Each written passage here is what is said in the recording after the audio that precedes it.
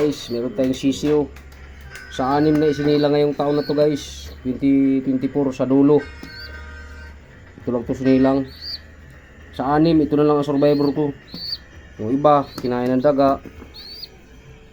Wala nang tira. Tapos yung isa, yung pinakakuya nila, yung anak ng finisher natin ng Pagod Food, si Summer. Mama na, kinain pa rin ng daga. Ito na lang, inalagaan ko. Kaya pag gabi, lagi ko talaga siyang binabangunan pag umiiyak. Yan. Yan lang yung nag-iisa nating inakay guys. Ano siya? 28 days. 28 days yan guys. Barako yan. Naka-init species ng old na singsing. 2022. So, okay lang yan.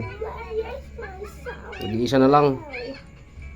Sa 6 na iba-ibang magulang na napisa natin sa buwan na to, sa nakarang buwan, ito lang po naiwan.